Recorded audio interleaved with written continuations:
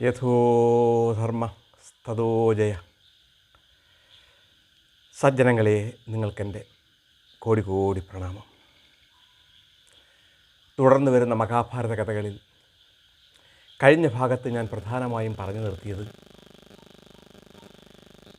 പാണ്ഡവരെ ഹസ്തിനപുരിയിൽ നിന്ന് ഏതെങ്കിലും വിധേന ഒഴിവാക്കണം എന്ന് ആഗ്രഹിച്ച ധൃതരാഷ്ട്രരും ദുര്യോധനനും അതിലേക്ക് വേണ്ടി ഒരു ഗൂഢ പദ്ധതി തയ്യാറാക്കുകയും അത് പ്രകാരം അവരെ വാരണാവതത്തിലേക്ക് പറഞ്ഞയക്കുന്നതും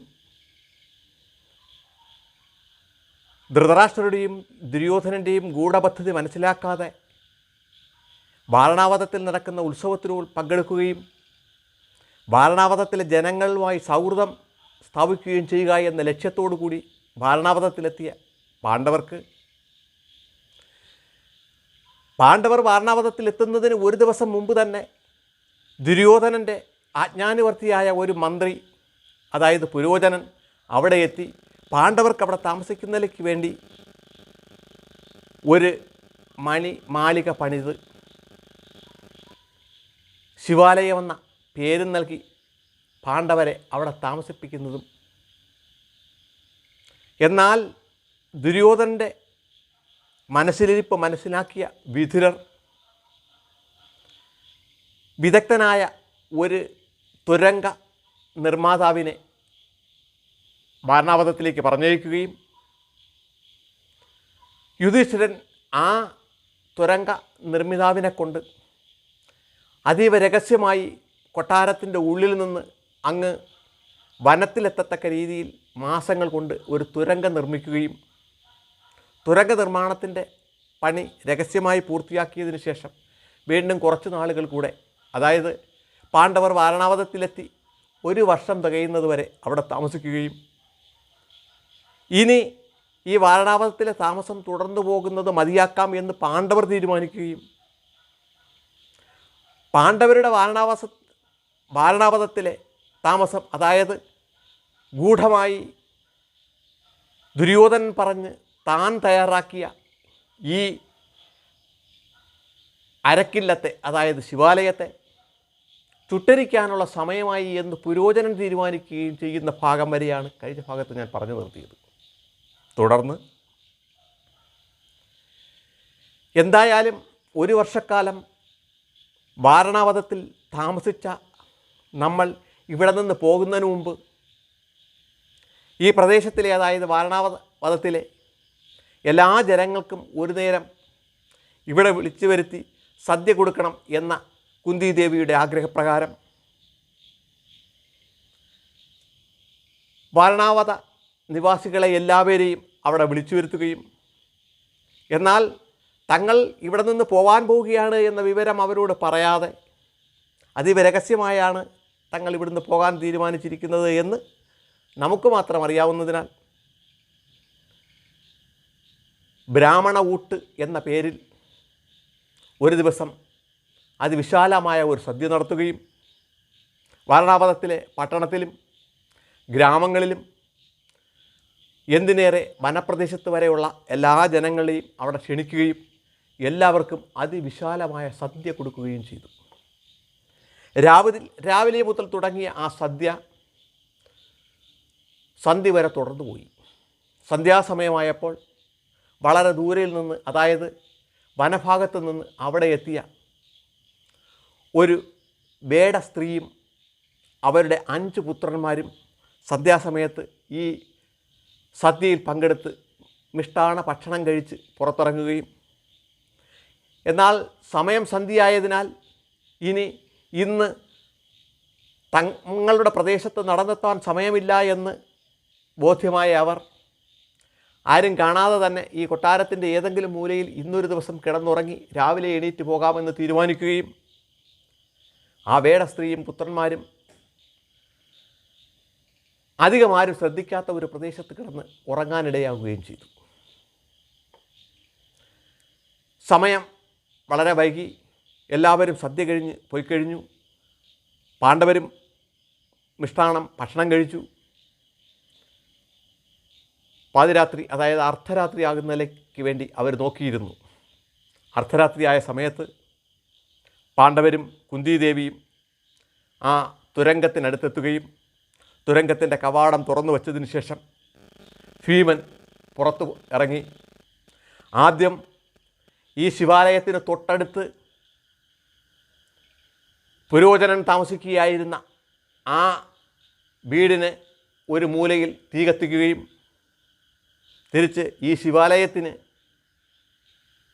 ഭീമൻ തീ കൊളുത്തുകയും ചെയ്തിട്ട് അതിവേഗത്തിൽ കൊട്ടാരത്തിനകത്ത് വരികയും ആ തുരങ്കത്തിനടുത്ത് നോക്കി നിൽക്കുകയായിരുന്ന സഹോദരങ്ങളെയും അമ്മയും തുരങ്കത്തിനകത്തേക്ക് കടത്തിവിടുകയും ഭീമനും ആ തുരങ്കത്തിനകത്തിറങ്ങി ആ തുരങ്കം ഭദ്രമായി അടച്ചതിന് ശേഷം അവർ തുരങ്കം വഴി യാത്ര തിരിക്കുകയും ചെയ്തു.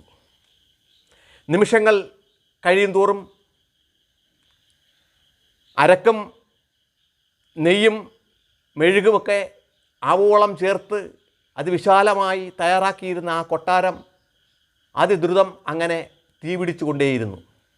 കൊട്ടാരത്തിനകത്ത് നിർമ്മിച്ചിരുന്ന വിലപിടിപ്പുള്ള ഗൃഹോപകരണങ്ങളും ഫർണിച്ചറുമൊക്കെ പൊട്ടിത്തെറിക്കുന്ന ശബ്ദം കേട്ട് പരിസരവാസികൾ വാരണാവതവാസികളെല്ലാം കൊട്ടാരത്തിനടുത്ത് ഓടിക്കൂടുകയും അവർ അവിടെ കണ്ട കാഴ്ച അവരെ വളരെയധികം ഞെട്ടിക്കുകയും ചെയ്തു. ആർക്കും അടുക്കാൻ പോലും പറ്റാത്ത വണ്ണം ആ കൊട്ടാരത്തിൽ നിന്ന് ഉയർന്ന് തീ കത്തുകയും തൊട്ടടുത്ത് പുരോചനൻ താമസിക്കുകയായിരുന്ന ആ വീടിനും അതേപോലെ തീ കത്തിക്കൊണ്ടിരിക്കുകയും ചെയ്തു. എന്തെങ്കിലും ചെയ്യാൻ വേണ്ടി പല ശ്രമങ്ങളും വാരണാവത നിവാസികൾ ശ്രമിച്ചുവെങ്കിലും അവരാൽ ഒന്നും കഴിയുമായിരുന്നില്ല. അത്ര വേഗത്തിലായിരുന്നു ആ കൊട്ടാരം തീയെരിഞ്ഞു കൊണ്ടിരുന്നത്. എന്തായാലും സമയം വളരെയധികം കഴിഞ്ഞുപോയി. കൊട്ടാരം ഏറെക്കുറെ പൂർണ്ണമായും കത്തി എരിഞ്ഞ് തീർന്നു കഴിഞ്ഞു. നേരം വെളുക്കുന്നതുവരെ ആ സ്നേഹനിധികളായ വാരണാവത നിവാസികൾ കാത്തിരിക്കുകയും അതിനുശേഷം പാണ്ഡവർ ഇതിനകത്തുണ്ടോ, അവർ രക്ഷപ്പെട്ടോ എന്നറിയുന്നതിലേക്ക് വേണ്ടി കൊട്ടാരത്തിനകത്ത് കയറി എല്ലായിടവും പരതി നോക്കുകയും ചെയ്തു. എന്നാൽ ഏതോ ഒരു മൂലയിൽ 6 കത്തിക്കരിഞ്ഞ മൃതശരീരങ്ങൾ അവർ കാണാനിടയാവുകയും അത് കുന്തിദേവിയും പാണ്ഡവരുമാണ് എന്ന് അവർ തീരുമാനിക്കുകയും ചെയ്തു. അതേപോലെ അടുത്തുള്ള പുരോചനൻ താമസിച്ചിരുന്ന കൊട്ടാരത്തിലും ഒരു ശരീരം കണ്ടു. അത് പുരോചനൻ്റെ ആണെന്നും അവർ തീരുമാനിച്ചു കഴിഞ്ഞു. ഈ വാർത്ത കാട്ടുതീ പോലെ അങ്ങ് ഹസ്തിനപുരിയിലറിഞ്ഞു. ഹസ്തിനപുരി നിവാസികളും കൊട്ടാര നിവാസികളും എല്ലാവരും ഒരു കൂട്ടർ അതീവ ദുഃഖത്താൽ പൊട്ടിക്കരയുകയും ഒരു കൂട്ടർ ദുഃഖം അഭിനയിച്ച് അങ്ങനെ കരയുകയും ചെയ്തു.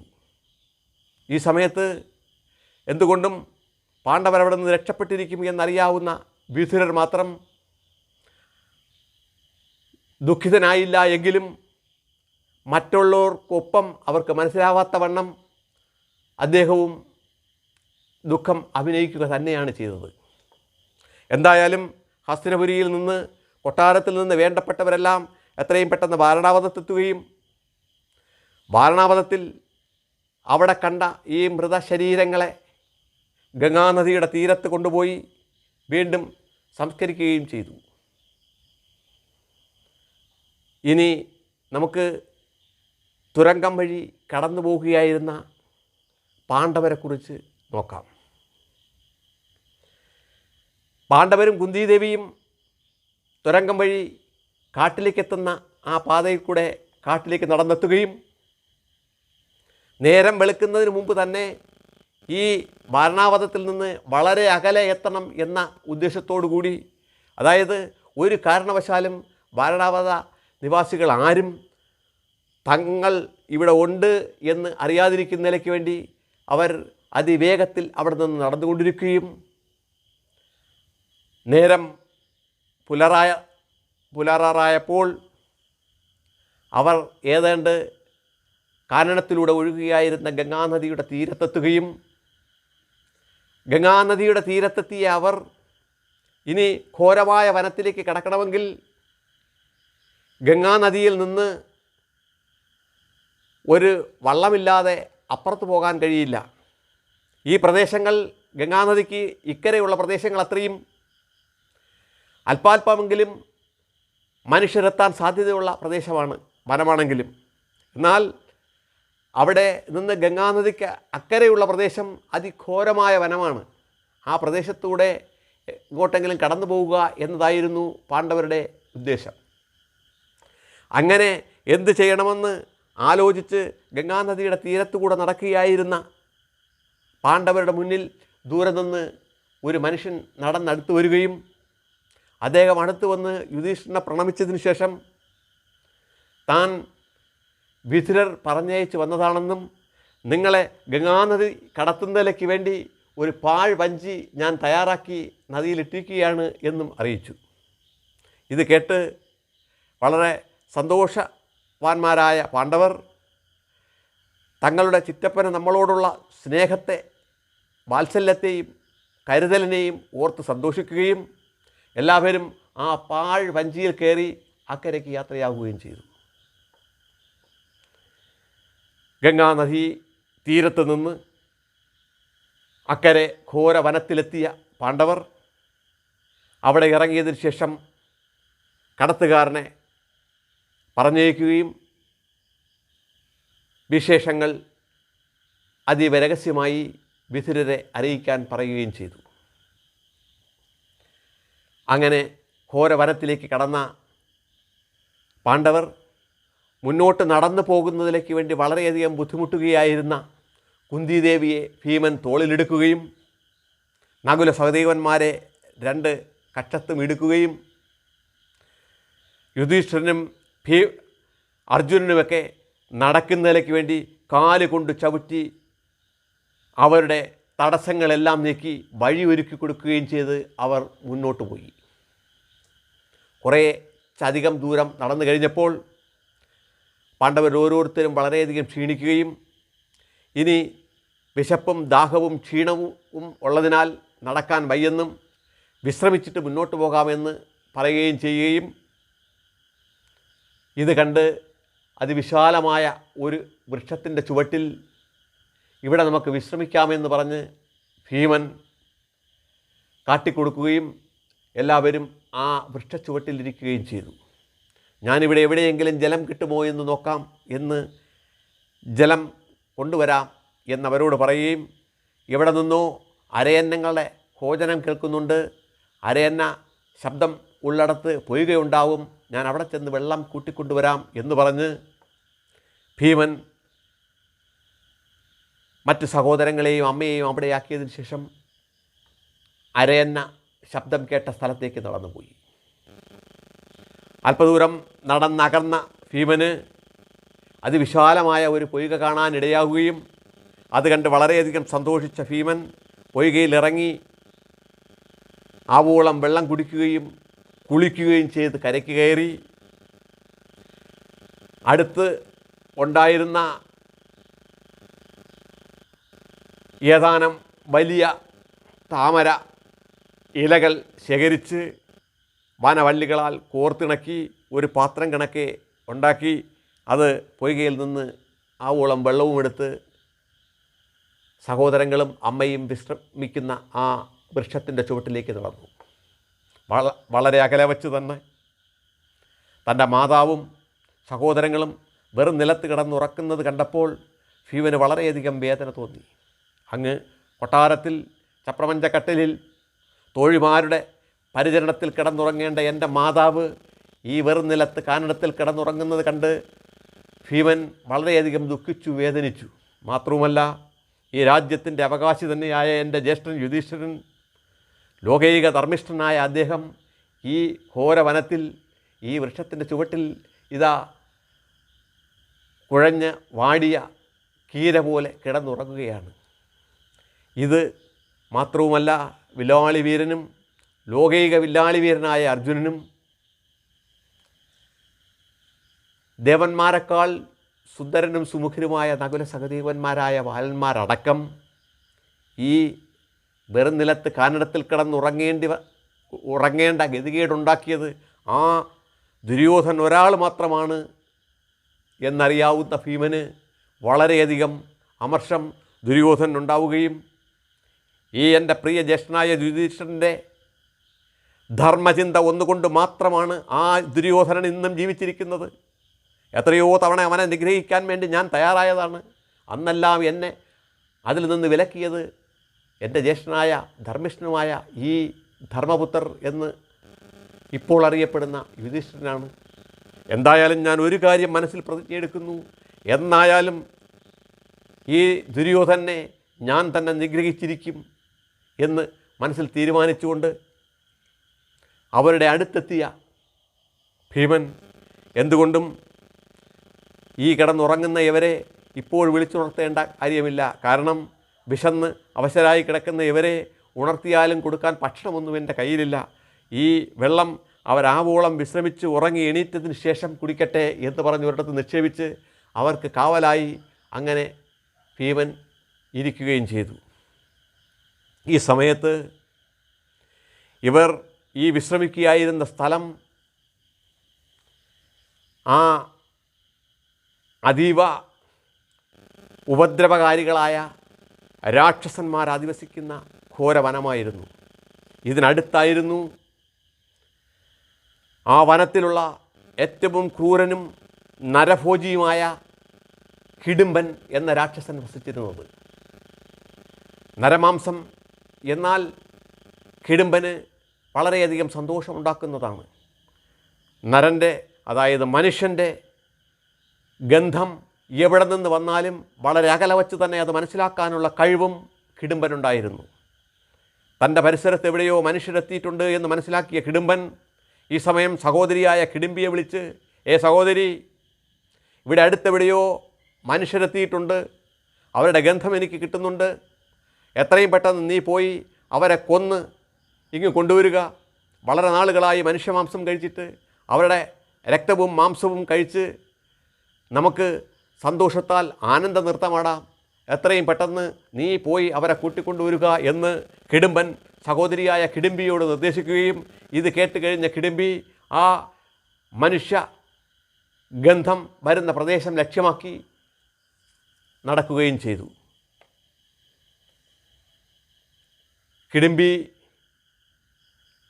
ഭീമനും ഭീമൻ്റെ സഹോദരങ്ങളും അമ്മയും ഉറങ്ങുന്ന ആ പ്രദേശത്ത് വളരെ അകലെ എത്തിയപ്പോൾ തന്നെ ഹിഡിംബി അത്ഭുതപ്പെട്ടു പോയി. സാധാരണ മനുഷ്യരാണെന്ന് കണക്കാക്കി അകലെ എത്തിയ ഹിഡിംബി ഇത്രയും